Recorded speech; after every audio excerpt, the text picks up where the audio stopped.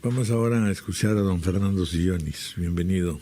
Es gobernador de la región Ica y que por supuesto tiene varias cosas que decirnos con relación a eso precisamente. Es decir, esta combinación entre administración central, gobierno, regiones y toda esta enorme variación y variabilidad que se presenta y que en efecto pues nos lleva a lo que estamos comprobando. En general, todo el país está alarmado con la situación de las regiones y cree que esto puede ser el principal lastre para la recuperación el siguiente año. Sí, Raúl, muchas gracias.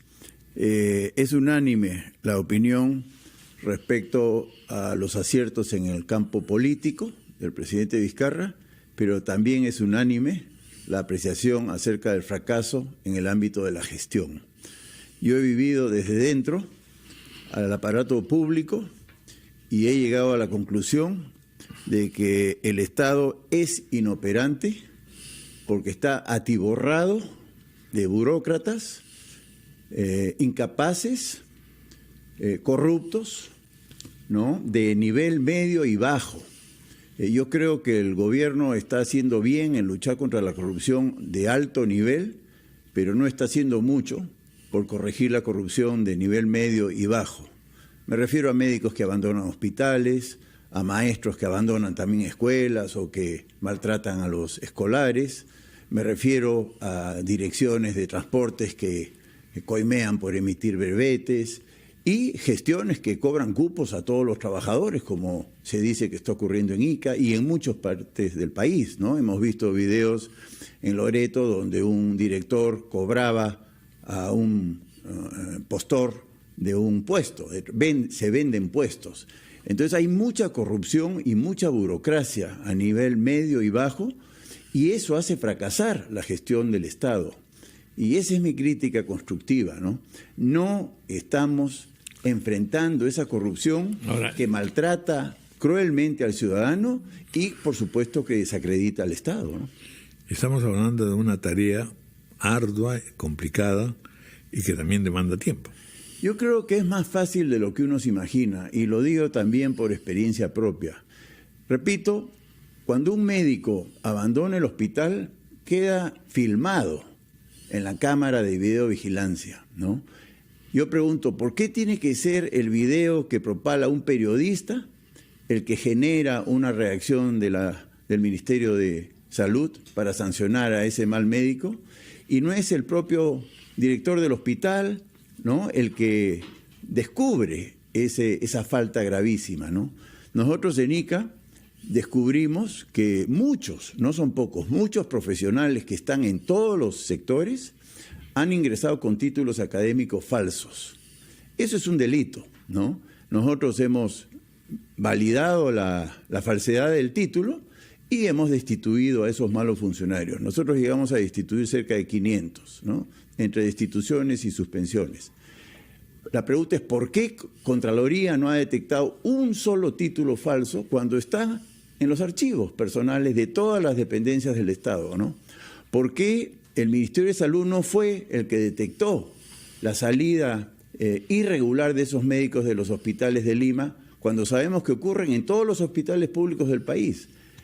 Yo creo que el Estado no está confrontando la corrupción a ese nivel, esa es mi conclusión. En consecuencia, con ese nivel de burocracia es imposible gestionar nada. El fracaso de la reconstrucción no es por la falta de visión del presidente Vizcarra o de sus ministros. Ni por falta de fondos. Y menos no es por falta de fondos, es lo que más hay. Lo que no hay es una burocracia sensible que quiera hacer las cosas. Ahí está pues la coima, ahí está la burocracia que pide un informe de un consultor absolutamente irrelevante, ahí está la exigencia absurda del estudio de impacto ambiental para hacer un puente de emergencia. Pero a nivel de los gobiernos regionales no se ha hecho nada para poder mejorar un poco esos Yo creo que depresivos. Muchos gobernadores regionales están metidos en la mafia, eso es mi conclusión, ¿no? Bueno, pues eso ya significa un fracaso tremendo. Claro, es tremendo. ¿Qué hacer frente a eso? No, yo creo que el sistema de control tiene que funcionar y no funciona, Raúl. Contraloría no funciona. ¿no? ¿Por qué no detecta estos casos de corrupción que son flagrantes? Me refiero al médico que abandona a media mañana el hospital. ¿Por qué no ha sido la Contraloría o el Ministerio de Salud el que detectó ese caso, sino el periodista acucioso que fue al hospital? Y uno va a cualquier hospital del país y se van los médicos. Eso es lo que explica las colas crueles que hay alrededor de los hospitales. Acabo de estar en Arequipa y viven lo mismo. En Ica superamos eso destituyendo a esos médicos. A lo que voy es que el sistema de control no es el que detecta esta corrupción, sino es uno que otro gobernador que se compra el pleito, ¿no? Que es lo que hicimos nosotros en Ica, que vemos que lamentablemente estamos retrocediendo en ese aspecto. Pero en el Perú se venden puestos, ¿no? Gobernadores y alcaldes venden puestos. En consecuencia, ese comprador de puestos no es pues un burócrata calificado, ¿no? Es un maltratador, además tiene que recuperar lo invertido, coimeando, sobornando y todo lo demás. Entonces, es un problemón desde el punto de vista de corrupción masiva. Sin embargo, es más sencillo de detectar y sancionar de lo que uno se imagina, porque es flagrante, es evidente. Y en el Perú, hoy por hoy, es la ciudadanía con la prensa la que está haciendo la función de control y no el propio Estado, que es el que debería hacerlo, ¿no? Vamos a insistir en las posibilidades de reactivación de las pequeñas y medianas empresas, sobre todo en las zonas, digamos, en las regiones, básicamente.